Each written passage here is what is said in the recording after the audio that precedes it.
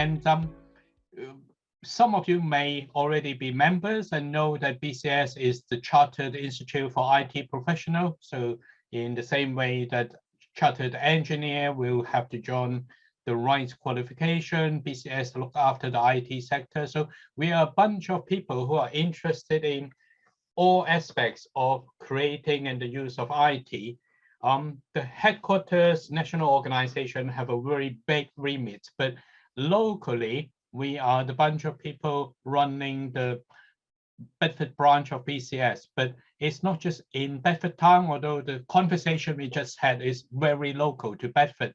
Our geographic span actually cover Bedford, Central Bedfordshire, south towards including Luton, east including Buckingham, sorry, east including all the way to Cambridge, west towards Buckingham. So it's a big bit of area that we cover.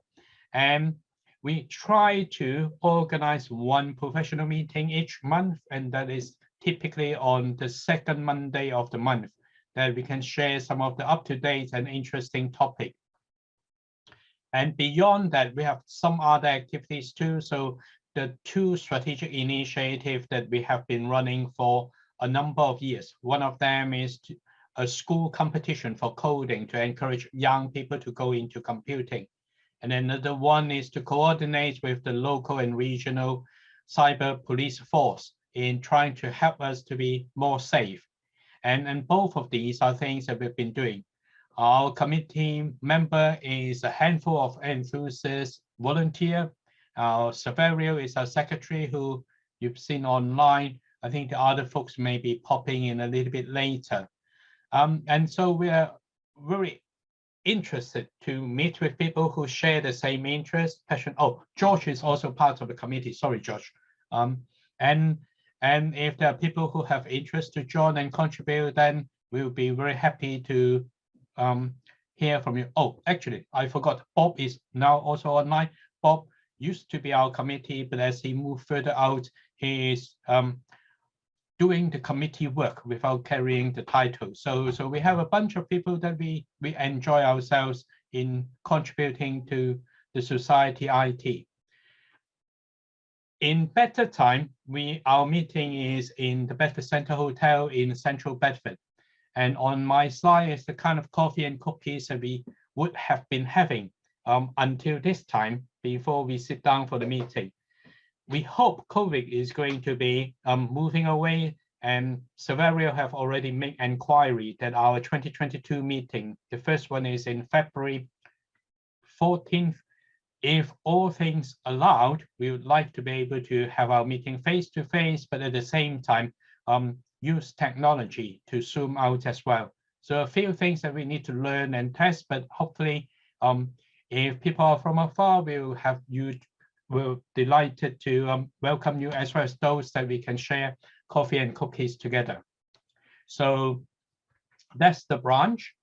About tonight's talk, I'm privileged. I work in Cranfield University, that I'm privileged to work with some extremely bright people in the university.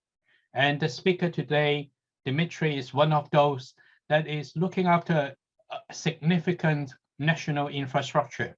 And he's going to explain what it is all about, and we'll have time to learn about it. During the talk, if people have questions, then please pop it into the chat. If there's some immediate clarification, I'll try to interrupt Dimitri. Otherwise, we'll group together the questions at the end, and then we can learn more about the work. When Dimitri asked me, should he go technical, I advise him to kind of maybe explain the challenge, and then if people want to know the technical solution, then they will probably be in the Q&A afterwards, just in case, like me, I may struggle with some of the formula and the equations that Dimitri used. So, so he knows all of it, but he is briefed to keep the presentation more general understanding. And then for any people who want to go deeper, then please follow up with Q&A. So without further ado, I'll pass over to Dimitri, and you can take over the screen. And it's something that I like to learn a lot more about too. Over to you, Dimitri. Thank you. Just do this, and then hope here. Hopefully that will bring the. You're seeing the whole screen? Yeah, it come across in presenter mode. Oh, yeah, that's always the challenge, isn't it? Maybe you Okay, can let's try change that. the display. Let's try that again. Mm-hmm.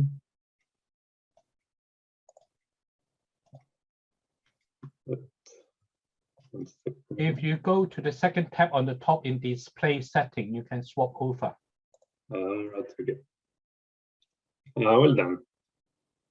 Always do it the other way around then. Yeah. Use the next one. Yeah, thank you. Is that better now? Yeah, great. Well, thank you for having me. So I'm sure you know a lot about Cranfield since Ipsing is part of the society, but just from my perspective, if I can just introduce a bit our center and what we're doing. As you know, Cranfield has its own airport, its own air traffic controllers, aircraft, and so on. So what my research is about is really bridging the gap between air traffic management and new aerial vehicles and bring together these new platforms, increase automation in conventional air traffic and increase autonomy, and bring all these new aerial platforms into play. We've seen quite a lot of flying cars, autonomous vehicles in the past, but actually right now there's a lot of investment going into that. And there's a lot of people betting that we'll have those kind of vehicles in the skies in the next 5 years, 10 years, 15, depends who you ask. But what's for sure is in my lifetime, we'll see that. So we like to call many things in Cranfield national. So today I'll talk about NBEC, so the National Beyond Vision Line of Sight Experimentation Corridor, where we actually use a Cranfield airport airspace and do all those testing to bring together these new platforms with conventional air traffic. So this is a small slogan underneath towards safe and seamless airspace sharing. So I'll set a bit the scene with a bit of context and motivation, give a general overview of what NBEC is about, and then I'll drill into the details of the ecosystem and its components. I'll discuss a bit how we went about to develop that ecosystem, to test it, validate it, and I'll talk about the regulatory framework that needs to be in place in order to enable these kind of routine operations of those aerial vehicles.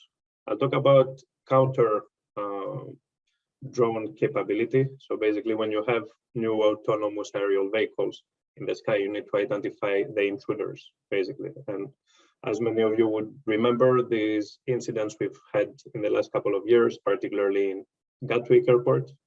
I used to work there when that happened. That was quite surreal to have no traffic for 3 days. So this is the kind of technologies that need to be in place as well to protect against intruders. And then I'll talk about the progress and challenges we've come across so far, and a bit of conclusions, and open it to questions. Ipsing mentioned if you had any questions, we can discuss it at the end, but feel free, to interrupt me. I like that to be interactive in general, but I'll let's see how it goes. So as you are probably aware, there's been an explosion of what we call uncrewed aircraft systems applications in recent years. So they allow for cheaper and cost-effective applications. You may be aware of that hashtag drones for good. So basically, there's a lot of different applications that can be addressed with drones to actually save human lives, make things more effective, everything that is kind of health and safety in dangerous remote areas, for example, in high masts, when you have engineers that go and survey high TV masts or offshore wind turbines, things like that. So those kind of dangerous applications for humans can be very easily done effectively, safely with drones. And this is the whole hashtag drones for good that include those kind of applications. What I have here in the on the right is one of the main projects we're involved with particular hospitals to actually optimize their operations. Right now, when you have a number of hospitals that share different resources, when they need specialist equipment or blood samples from one hospital to be delivered to another, right now what they're doing is they're using a van that goes across different hospitals during the day. And sometimes when they need to deliver something quite urgently, in rush hour, that could take anything between 15 to 45 minutes for a ride, especially in very busy areas like London and others. Well, with a drone from between two hospitals, you can do that within five minutes, 10 minutes in 1 or 2 or 3 miles, because you go line of sight, bird's eye view, and so on. Much quicker, much safer. You remove the vans from the traffic, so you also reduce emissions on the ground and traffic as well. So there's a lot of those applications. So the consultancy PricewaterhouseCoopers have actually estimated that drones would provide 42 billion net impact on the UK economy by 2030, with 16 billion pounds cost savings. Organization called Single European Skies, ATM, Air Traffic Management Research, that, as the name says, they do quite a lot of research on air traffic management in the EU, have estimated that we'll have more than 7 million drones in the EU by 2050, 400,000 of which would be for commercial applications, which I've already discussed some. So the challenge is how to integrate those vehicles into conventional air traffic management and air traffic control and industry that historically has been very safety critical, understandably, and so very slow to change systems, automation, and so on. So my background is in air traffic management in airports, and although systems might be available today, they won't be really implemented into operational use before 5 to 6 years, because the whole change management process is much more difficult in a safety critical operation, especially when you have pilots or traffic controllers that have their license and they are accountable for all the safety, all the instructions, all the executive things that happen across the decision-making process. So it's difficult for them to really trust the system when they don't really understand it and it's new to them, because clearly they are liable. And we'll talk about the whole liability of safety when we talk about future aerial vehicles. So the challenge is that these drones have differing sizes, complexity, performance, payload, depending on the operation they're used in, actually. And you can see here on the right a plethora of different platforms that are being developed right now, prototypes. Some have been flown as well in test mode for future air passenger taxis. And really, that is really the crux of the end scale of large passenger autonomous aircraft, basically. In our sense, so we start with how we solve for the small aircraft, because clearly once we solve that for the small ones, in the detection, safety, avoidance, and all of that, we can solve it for bigger ones. So the challenge we're trying to address as well is detection and identification of small, slow, low-flying, and highly maneuvering UAS. Clearly, the bigger vehicles would also be highly maneuvering, low-flying when in urban areas, but bigger and a bit faster. However, when you detect with radars and other such systems, when you can detect small and slow, you can detect large and fast. And the other challenge is really the the regulatory framework, right? So there's no really requirements right now for drone flying, and especially the holy grail that is beyond visual line of sight. So when the pilot doesn't need to actually see where the aircraft is to fly it. That will really unlock all the applications of those aircraft. So a bit of background there, and I'll go a bit faster now, but just to set the scene. A bit more context and motivation is security and safety really considerations. As I said, requirements right now are not defined. And safety needs what we call the same detect and avoid performance as conventional aviation. So basically how to sense your environment, how to detect intruders, building other things around to be able to avoid them and fly safely. So you need full situational awareness of both the aircraft and the remote pilots for potential threats. Right now, the way we actually solve that is we create segregated airspace, or specific areas that are called temporary danger areas that are prohibited to other users. So in order to test those platforms right now, we set, or the CAA, so the Civil Aviation Authority, the regulator, have said the only way to do that until we prove the performance is to set discriminatory airspace where we can do those testing. Now those are, as the name says, temporary. So the idea is how to gather the evidence to be able to provide those operations and those flights routinely without that temporary danger area. So what we're trying to address here is really the lack of target performance for all the systems and the safety envelopes on the aircraft, but also on the ground infrastructure like comms, navigation, and surveillance systems. And the methodology really for gaining the regulatory approval for routine non-segregated BVLOS flights. So air traffic management usually requires that evidence to be provided for any of those systems before putting in into operational use in airports and so on. So you need to gather that evidence to show to the regulator to allow you to operate. Usually that is done on known and existing performance requirements, whilst for drone applications, they aren't. So that's the challenge.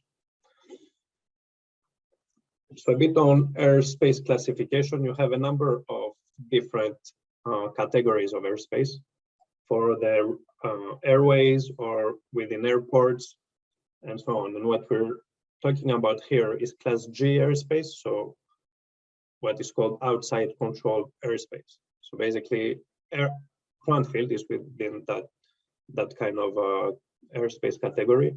So they control and talk to all aircraft within their airport traffic zone, which is 2 miles around the airport itself. As you can see behind me, that's the airfield. But outside of that, people can, aviation can do whatever they want. They can choose to talk or not to air traffic control. So once you solve for this, you can solve for all the other airspace categories, because the idea there is actually they are mandated to talk to any of the other controlled airspace. So an overview of NBEC itself. So basically it's a drone experimentation facility or a corridor between Cranfield, what we call Global Research Airport, so the airfield basically, and our partner Blue Bear Systems, that is a drone operator that is based in Oakley, just north of Bedford. So the corridor is 10 miles and from surface to 400 feet, because this is where drones are allowed to fly right now by the CAA. So we're using that corridor to develop these detect and avoid capabilities to enable drones and piloted aircraft to jointly operate in beyond visual line of sight in non-segregated airspace, so sharing that common airspace. So we'll use that to enable situational awareness of all traffic, both cooperative and non-cooperative targets. That means cooperative means that the aircraft that actually transpond their location and identification. So they say through transponders, so through an equipment on board, where they are basically. Whilst non-cooperative is only that there's no equipment to say where they are, so you can only detect it by what we call primary radar, so by detecting pulses that are bounced against the airframe itself. So this is where we need to identify intruder for non-cooperative targets, basically. So NBEC, as you can see here, the corridor follows the approach and departure of the main runway. So we try to set it exactly as the existing procedures. So existing approach and departure procedures for the controllers to be familiar with the operation within it. So not to have to really invent other areas. The only difference is at the very final approach is what we have a kind of dogleg to the west of the final approach, because this is where aircraft are descending or ascending, so quite low level, so to deconflict between them. But apart that, it follows what we call this instrument landing system procedure, basically. So I'll talk a bit about the components that we have. Clearly, the whole idea of NBEC is that we can install different systems to test, validate them, to be able to be used in different environments. Right now, we have a number of them, which I'll present now.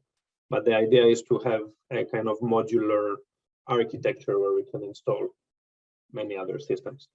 So the first one is from a company called AVANT, is what we call the 3D holographic radar, which is used for non-comparative target surveillance. As I said, that means they send signals that are bounced back from the target. They measure the distance and they infer that the target is there. Basically, it's what we call a steering radar, but because it doesn't turn, it's not rotary. Just look at the specific position 100% of the time. So it has longer coherent integration time, and it provides 3D position. It has a better detection, discrimination, and tracking. So that's good for small, slow, and maneuverable targets, such as drone and smaller Class G targets. And it's specifically designed for high performance detection of those targets. Right? And it has been deployed at numerous airfields right now, like London Heathrow Airport and Paris Charles de Gaulle, specifically though for security purposes that I'll discuss a bit later, basically for detecting drones that are intruding in those particular areas. So clearly target discrimination is necessary to ensure that increased detection sensitivity to small targets. So they need to be sure that they detect drones and not birds. In order to do that, they use a classification technique called a decision tree. So basically, based on specific parameters, like for example, the radar cross-section or the velocity, it decides exactly if it would be a bird or a drone. So we test that as well to make sure that those classifications are correct initially in the commissioning of the system, and then it's being used as in operation. Second system is the Vodafone provided radio positioning system, so RPS. So basically this is an equipment that uses communication signals, so as 4G or 5G from the mobile radio network, basically, to infer a position.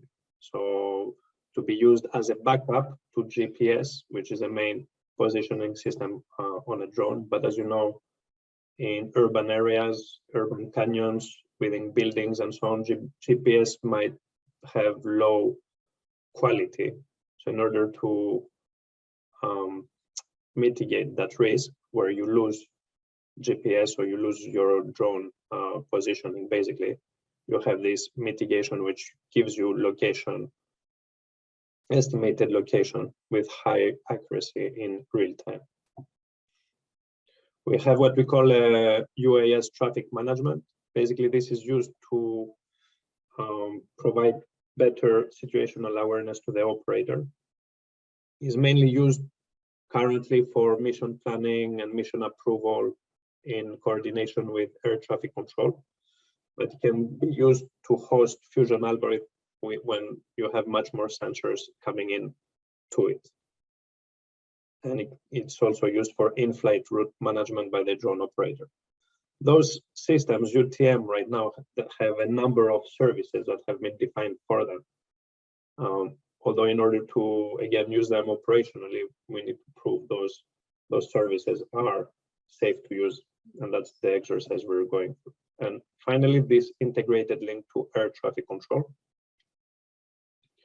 which provides this interface to the actual operation to ensure that, one, they know what we're doing, and two, it's deconflicted by from the main live operation of the airport, because clearly we don't want to impact on what they're doing. So what we have developed is actually a way to work within their existing air traffic for them not to have to stop any of their normal traffic. So we have what we call also an ADS-B sensor that provides more information when the drone is equipped. So this is where the cooperative targets we were talking about. So ADS-B is a kind of technique that allows the controller to display the identification of the drone onto their display, basically. And there was one more thing I wanted to say. Yeah. So in general, air traffic control, they don't really want to know anything about drones. That was always their first response when you would ask them, especially in busy airports. But we have the benefit at Cranfield to have really proactive controllers that want to engage and want to work with us. And that actually allows us to really inform as well the existing operations, processes, and so on, how you really integrate the drone operations within the live airport environment with human processes clearly right now, and until we actually find more seamless systems to actually allow us to do that. So a bit about the drones we're flying. That's the capability of Cranfield. So we have what we call vertical takeoff and landing aircraft, basically. That's not the one we're flying currently. Bluebird are doing all the flying, our drone operator partner, but I didn't necessarily have photos to put in here, so I've put ours. But basically, it's very similar in the way that we have a flexible payload that we can plug in, install, and remove, to test different technologies, so Wi-Fi, cellular, or SATCOM. We have this kind of ADS-B transmitter as well. As I said before, is a kind of equipment that allows the airframe to broadcast their position and identification. And of course, we need, as to be able to fly, we need to have a drone operator certificate, which we have. A bit of our environment. So hopefully you can see a bit my cursor here. So we can really see where the digital remote tower is, which is a bit from there. This is what our new center, DARTEC, so the Digital Aviation Research and Technology Center, which that's the AVANT radar here installed. And basically what we do, we have this kind of area landside. We can come and set up and have all our kit, comms antenna and so on. And we can take off from here and be completely into airside very quickly. And this area over here has been given to us by air traffic control to do whatever we want basically with drones. But clearly, as soon as we go into their main control, well, main airspace, the one they haven't given to us, and into NBEC and to the corridor, we need to coordinate with them through radio. But basically, we can transmit everything we're doing back into DARTEC, which we frequently do. Okay, that's a bit of the ecosystem. So you can see here kind of the airfield and the initial diagram that Ukshin had in the introduction. I'll talk a bit about the counter UAS capability development, because that's quite a big point to tackle. So currently there are more than 500 counter UAS solutions, but none of which are optimal on their own. Right?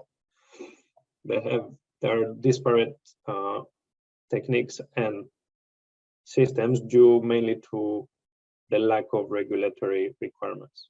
So most airports have a combination of sensors. So as we said before, London Heathrow has this AVANT gamekeeper radar, but is one of many sensors used for their counter UAS solution. Last time we spoke, I think they had like 25 different sensors for their counter UAS solution. And those systems are usually installed mainly for business continuity and security reasons rather than safety. While safety is what really has driven all the performance requirements for more systems in air traffic management, and that's why we're lacking them right now. So NBEC takes a holistic approach to counter UAS by providing a fused output from all those sensors that I've mentioned before and any sensors we've been adding. So identify approved drone flights, and so infer which intruding drones are in the sky, basically.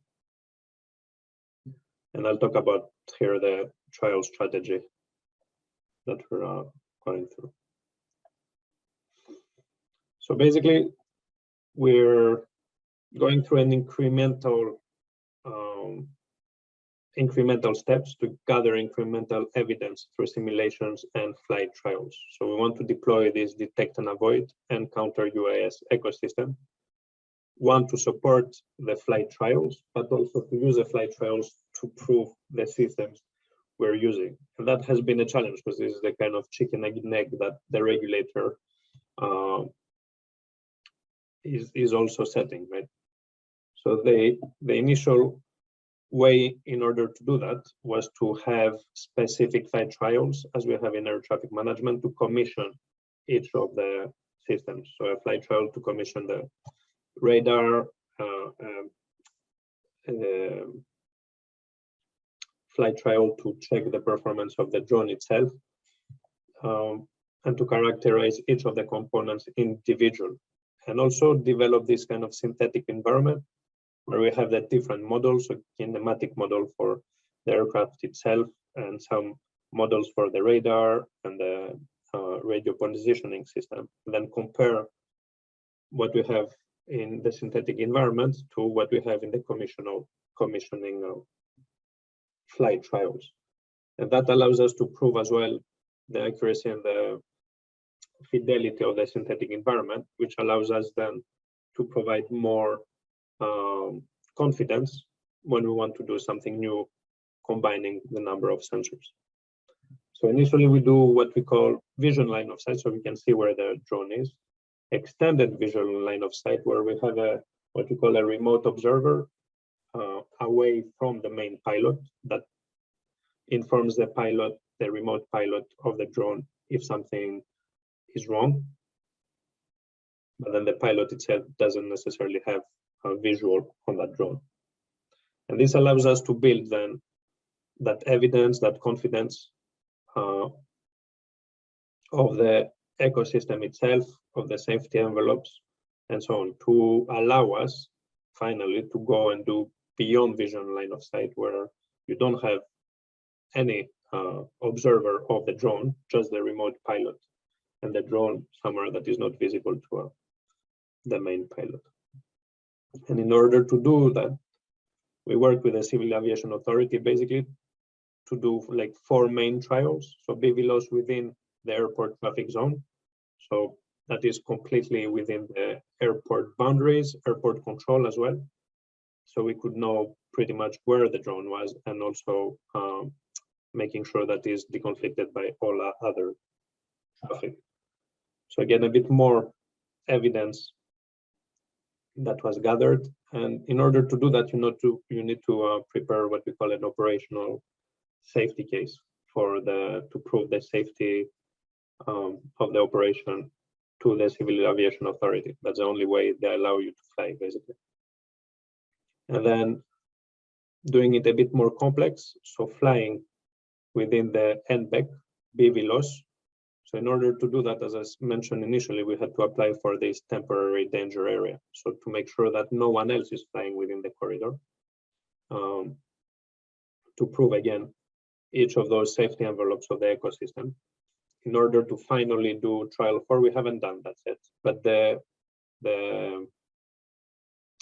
aim is to be able to do BVLOS without the TDA, which at that point would be non-segregated, because you wouldn't have any prohibition to other users of that airspace to fly within. Now, this is the kind of information we provide to the CAA. So basically, the concept of operation, what we are trying to do, target performance, what we're trying to achieve, and the testing to allow us to gather the information to prove the target performance. And they need the specific mitigations, how we specifically detect cooperative aircraft, non-cooperative aircraft obstacles, terrain, how we avoid different scenarios. Now, as I said, the challenge is this target performance. How do you set target performance when there's none defined, right? And no one has really characterized those safety envelopes, performance characterization from each of the systems. And that's one of the main things the industry really needs, but no one really shares that information across. So because of that lack of performance requirements, what for each of the components, so and detect and avoid, and BVLOS, UTM, everything, safety, security. So basically we started with, okay, what's available in conventional air traffic, right? So you have, for radars, for example, above 90% probability of detection, 300 meters horizontal position accuracy, and so on and so forth. But that usually is defined for large commercial aircraft. It's clear that for smaller airframes, slow, small, and highly maneuvering, those criteria and those 300 meters for a small drone is like huge. So we know anyway that can be improved and tightened. However, we need to gather that evidence, hence this kind of stepped and incremental approach that we were taking. So our baseline requirements comes from conventional air traffic. Our initial simulations on the synthetic environment, once we proved that it was high fidelity to what we're using operationally, shows that those targets can be easily met and actually can be improved substantially, right? So we can really tighten those safety envelopes. And what we're trying to do now is really characterize specifically each of the components of the ecosystem to then inform the regulator what those performance should be. Because once those performance requirements are published, people can say, okay, well, this is our targets. Right now, there's nothing. So people and the industry really works on uncertainty, assumptions, and it's very difficult really to prove safety when no one has defined what safety is. So our simulated results are currently being validated by real flight trials. We've done a number of those flight trials in the last couple of months. So we're gathering and analyzing that data right now. So a bit of summary and conclusion. So we're developing this experimentation facility and enabling ecosystem underpinned by a trial strategy to be able to demonstrate, detect and avoid and counter UAS capabilities, demonstrate safe integration of manned and unmanned aircraft, enable routine, and that's really the crux and the holy grail, routine beyond vision line of sight operation in non-segregated airspace. Routine BVLOS operation in non-segregated airspace. And we say routine because we have done single ones, and a number of people have already shown BVLOS operations in a single area in a single test. But the idea is routine and in non-segregated airspace, so aligned with conventional air traffic. So we're developing NBEC to become a trials facility available for other users, other systems. We're trying to be technology agnostic, modular, and plug and play, where new concept system solutions can easily be integrated and tested at scale if necessary in a real operational environment, really leveraging the capability of the airport and really this seamless integration with that environment. So combine radar and other sensor functionalities to detect and identify rogue and intruding air vehicles. We've developed the synthetic environment with fusion capability in order to inform as well those kind of inform in advance what we're expecting to get as target performance and supports performance validation ahead of real flight trials. And we work closely with the regulator, so the UK Civil Aviation Authority Innovation Hub, to ensure what we develop is future-proof and aligned with existing, well, there's not a lot of existing and emerging regulations. That's it from me. Thank you for your attention. And I look forward to any questions you may have. Okay, at the moment, there are no questions in the chat yet, but Dimitri, how quick are those decision responses have to be? Are we talking about minutes or seconds or milliseconds? So decision, so that's a very interesting point. So basically, if we talk from system to system, right, the main challenge and bottleneck right now is what we call latency. So latency is really from what if something happens when you are informed of that happening, right? And this is in the milliseconds. Yeah, that needs to be less than a second and actually in the 100 millisecond or something. Now in conventional air traffic, for example, radar, you can expect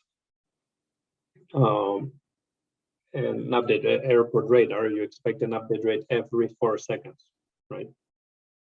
But when you have system to system and for drones, the whole latency becomes much more important because the point being, if something goes wrong, you need to be informed by it, and then someone needs to understand the information and take a decision, right? So that's why latency is much, much tighter. So John T has a question that he see the temporary air corridor is in place until December. Was the time of year chosen as a challenging time for conventional drone to fly, or is it just by chance?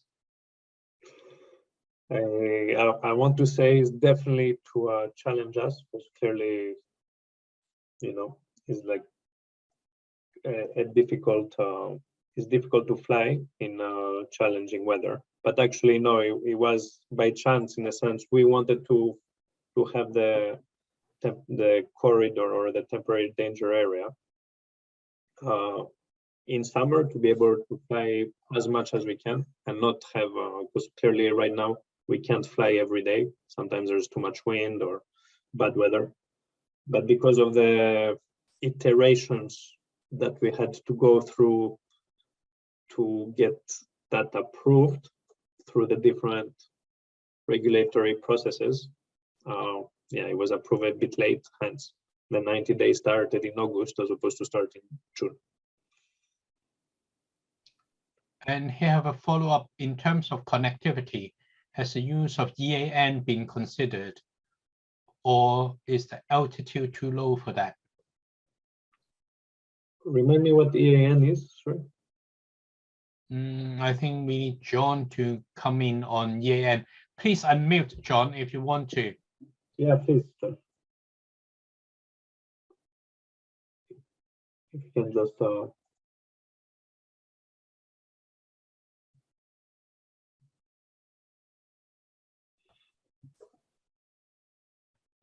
European Aviation Network, EAN. yes. I wouldn't say, yeah, no problem. That's what I thought actually. But I just wanted to confirm. So it's definitely something we want to work with. We haven't looked at it yet, but it's definitely something that will have to be used at some point, right? Because the whole point is harmonization. So what works in conventional air traffic and can be applied to uncrewed air traffic, actually we should definitely be using that. And whatever can be used in both worlds to make it more seamless and smooth to integrate, we should be using. So it's definitely something that we have in mind, but we haven't tested it or used it yet. Absolutely, yeah. So, Dimitri, one for me. So, do you foresee in the experimentation that you have multiple drones in the corridor? Yes, that's the ideal. Yes, that's exactly what we should do, because or what we're expecting to do. So hopefully we'll be able to test that. But again, is how we can get an okay to be able to do that from the regulator, showing them from the beginning why we think it's safe. Now, having said that, our partner Blue Bear, actually, they have done quite a lot of research. They've put a press release as well with what we call swarms. So swarms is exactly what you say, many drones in a similar in the same area, and they've been controlling them from across the country even. So the technology exists, it can be done. Is actually how you make it, how you prove it in civil applications and also in routine operations. Yes, we will definitely be testing putting up a rogue drone. Yeah, absolutely. That needs to be done because that's the only way to test the capability before it actually happens. And it's not overly complicated. What is more interesting and more complicated is all the contingency emergency management, right? So if something goes wrong, so failure modes.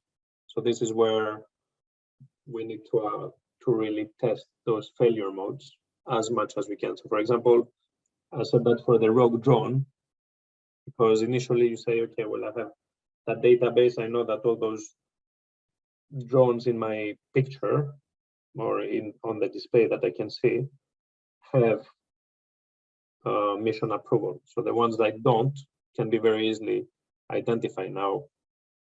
In case of something going wrong on the system that tells you that is what we need to identify. Fireworks event, yes. There's an interesting question from Chris. Maybe you can understand the acronym better than me.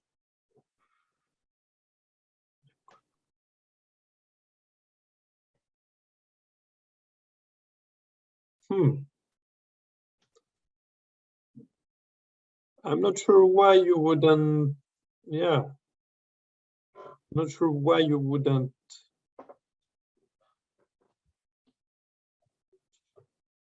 You were not allowed to be at the event.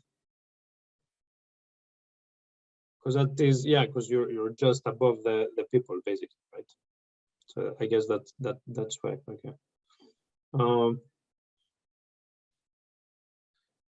Yeah, that's just a loophole. Usually one of the main I had it here. One of the main thing is you shouldn't be closer than 150 meters from any population, from any people, right? So whenever you there is like events or such, you should be, unless you're the emergency services or police, you should be at least 150 meters away from population. Now, Jonty, yes. So that's the idea. So what we call electronic conspicuity. That's something that is being really looked at quite a lot and pushed as well. Historically, for general aviation and pilots, they never really wanted to install anything that would say where they are. So this kind of electronic conspicuity. Well, drones are very keen to have that. Now, if drones have it, then general aviation will have to have it, to have everyone sharing that airspace, equipped the same, to be able to be as safe as possible.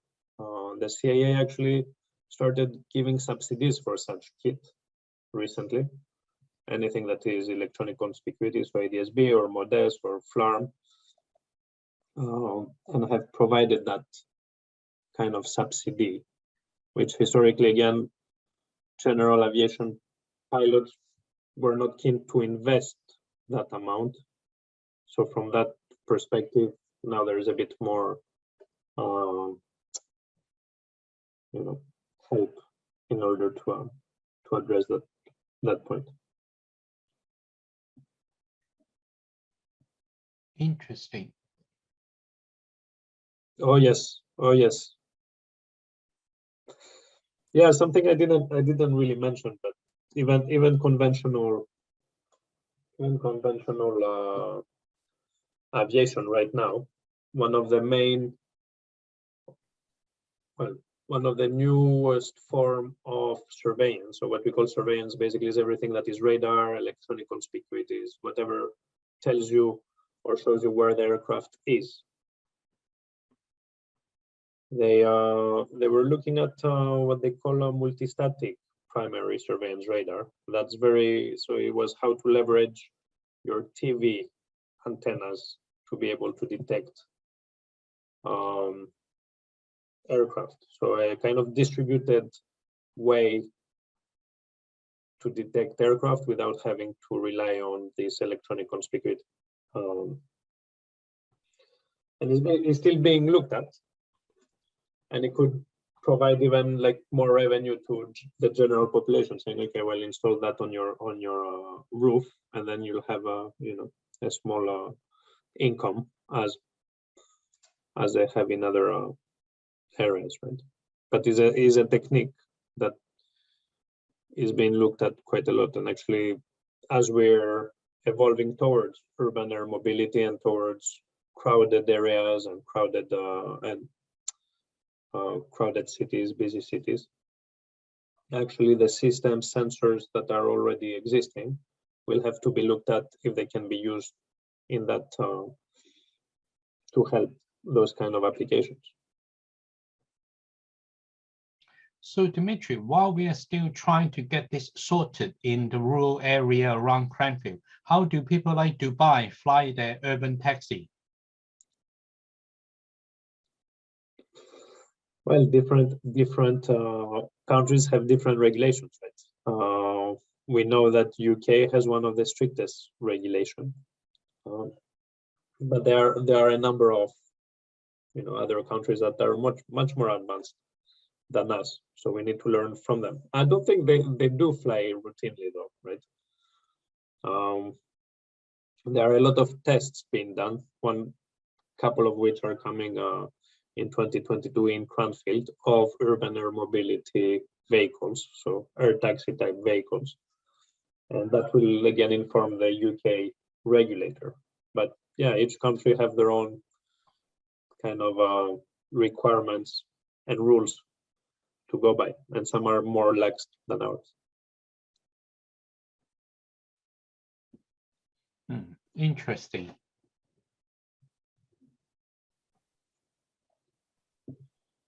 Just checking if there are folks who have any more things you want to find out from Dimitri. I suppose on the NBEC project, Dimitri, is there a public website that folks can go and find out information? Well, there is one page that was used for press releases, but there's no update. There's no active web page where we put updates, unfortunately. But feel free to drop me an email. It's at the beginning of this presentation. I'll share that presentation with you. If you need to know anything, there's some information on the. I think John T clearly would have seen it, because he's seen that the temporary air corridor is in place until December, where there is a specific portal for all airspace changes that provides quite a lot of information on NBEC, more detailed than here, all the target and engagement that we've done. So basically, in order to do any airspace change, for example, the temporary danger area we've applied for, you need to consult with all the stakeholders around your airspace or around the corridor that you would impact. And this is formally documented in that portal. So yeah, I can share that as well if you. Okay, drone assist. Well, drone assist, but there's also like a formal page from the CAA, basically, that lists all the different airspace changes across the UK. One of which was the NBEC temporary danger area. There'll see quite a lot of information there. So in your view, how soon can we see urban taxi flying around London, Canary Wharf, and so on? So I want to say before 2030 for sure. So 100%. I say 100%. I'm recorded now, so I can go back. But no, it's very, very likely before 2030. Now the question is, would that be much earlier? People even bet in the next 2 or 3 years, right? I'm not entirely sure we'll be able to really address all the regulatory challenges, but also the whole public acceptance. So basically, you need to also have, the public on board to have air taxis. Now, if the air taxis are just for, people that can afford it at that point, I'm not sure how easy it will be to have it, accepted in general. Now, if it's more cost effective for, people to use it instead of their tube commute, for example, from the airport, clearly with a bit of like a taxi, instead of paying a ground taxi, which are quite expensive, let's face it. You have an air taxi, that might be a bit easier to implement or easier to be accepted by the public in the short term, or more quickly, I mean. Final one from me. Of the technology that you're using or in the drone world as you know it, what's the proportion of that UK and how much are they kind of something that we need to import? How strong UK is in this technology sector? Well, yeah, so that's depends what aspect of what we call the system of systems, what component you're looking at, right? Because I mean, you can have everything from the drone manufacturing itself, from the drone components, or from the ground sensors that we talked about, the radar or the radio positioning system, or others. I mean, there's a number of things. So the UK is very good at. So even Cranfield has a company that was started at Cranfield, Hero Tech 8, that do drone in a box, and they're really good at that. Very niche, but with loads of applications as well. So already they're quite strong in that. The UK does really good. Company, for example, I think Intelligent Systems, they do really good battery, fuel cells powered systems, power systems for like drones, basically, and they're really strong in that. So there are different components where the UK is really strong, but others, yeah. I think the whole idea is really sharing for example, let me get that.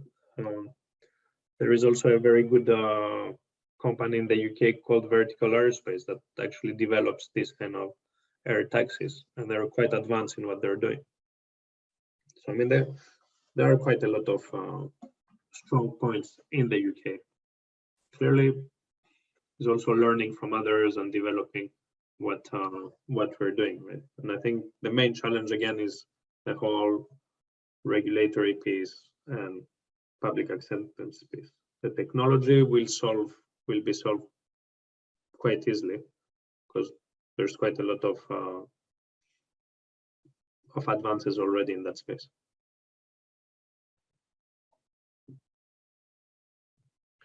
Absolutely.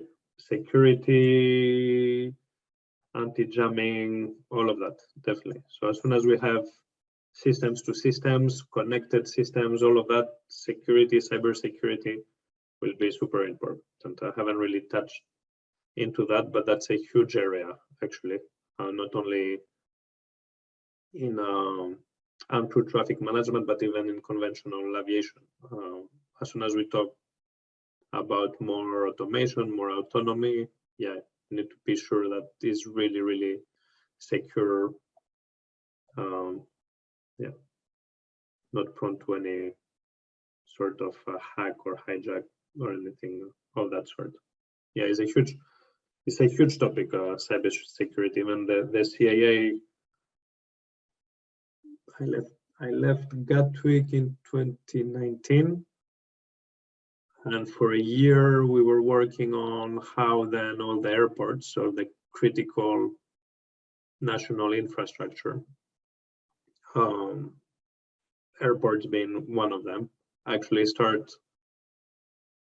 demonstrating how their systems are effective against cyber threats. And it was very new. So I think there's a lot of things, and even the CIA, the Department of Cybersecurity, was set up not long before that activity. So it's huge, and people are actually realizing that, yeah, it needs to be looked at, because historically everything that was aviation was never really connected to the internet or to the outside world. It was always a closed system. So in that sense, it was quite secure, notwithstanding like human intervention or human threats, but even that have had a lot of mitigations in place. Now, as soon as you have more connected systems that we want to promote, to share information and be more efficient, more punctual, etc., whole cybersecurity becomes very, very important.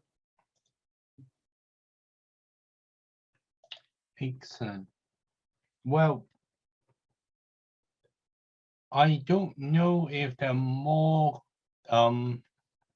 questions coming, but while people are thinking about questions, it'd be quite an interesting thing for us on the committee to know how far people are. So if we have friends on the meeting who are not within Bedfordshire area, if you can drop in chat the location that you're joining us from, that would be interesting.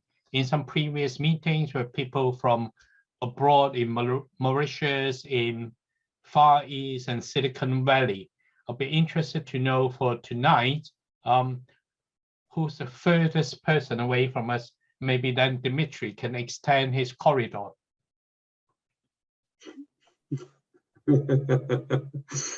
Yeah, just to clarify, it's not my corridor. It's the university's corridor. Thank you for coming. And Guernsey, we certainly need the drones to go to the islands.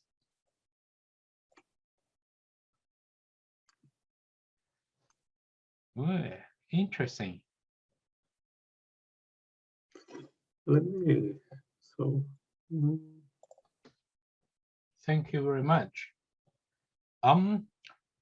Well, if there are no further questions, maybe then we can thank Dimitri and then close tonight's session. Our next planned meeting is in December, and the invitation from BCS will go out.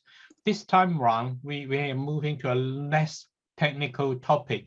So we have a colleague from an insurance company specializing in internet security insurance, who is going to share about something around ransomware insurance and similar kind of things that is available in the market for us to learn more about the possible responses.